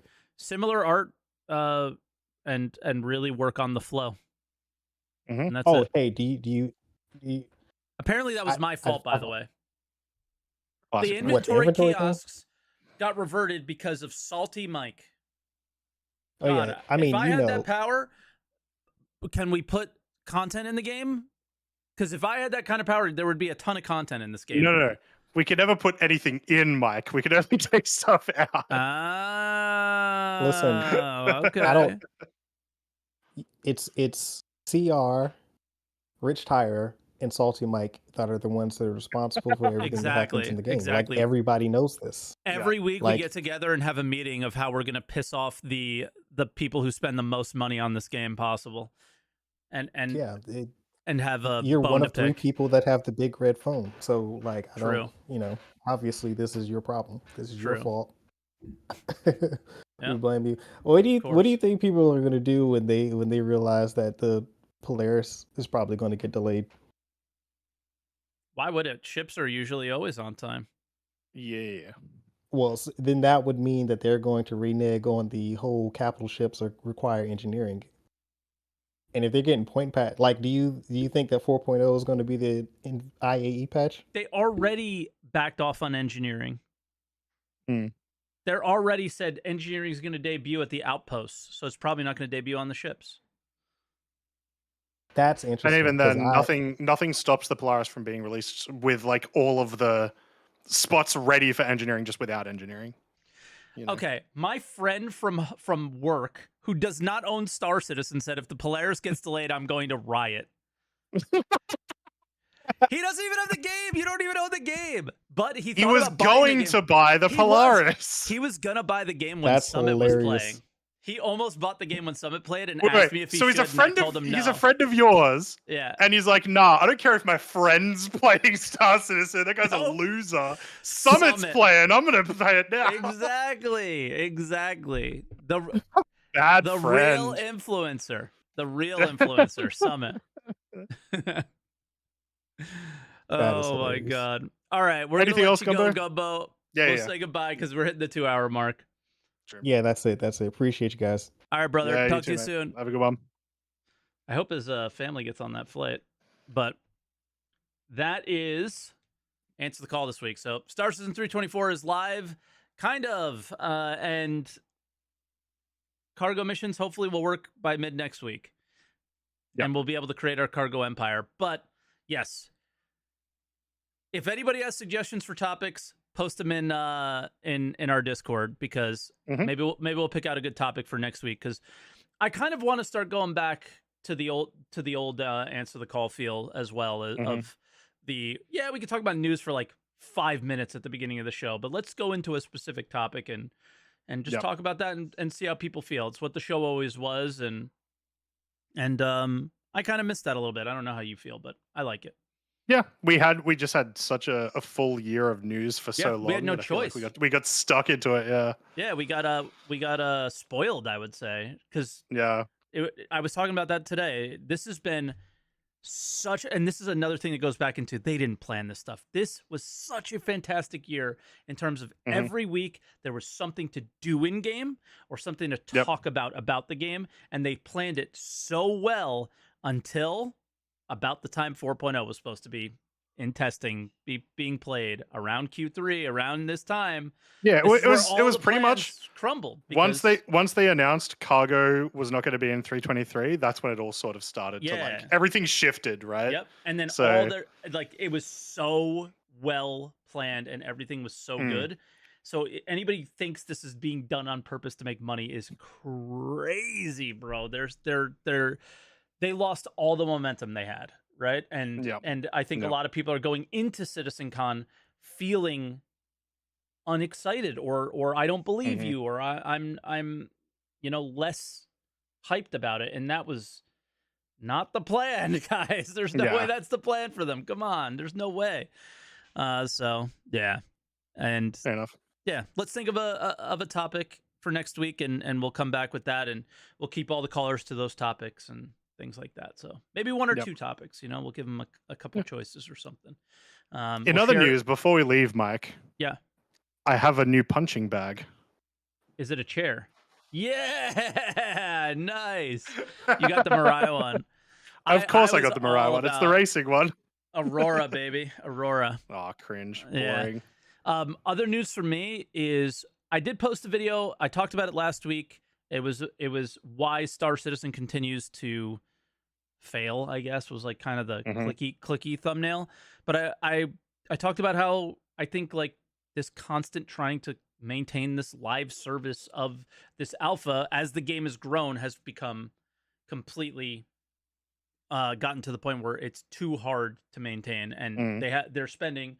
My question is how many months out of the quarter are you spending fixing the old stuff versus working on the new features? And I got a feeling that if it's not 50-50, it's leaning further in the direction of how much they're fixing things like cargo elevators, freight elevators, all this stuff, right? And we're hitting the point of diminishing returns is got to be crazy. So I simply stated that fact, and they communicated that fact as well, and I just kind of just put it out there. And that's when I got called a shill, and I'm making excuses for them. I was like, I'm not making excuses. This is a fact. This is bad.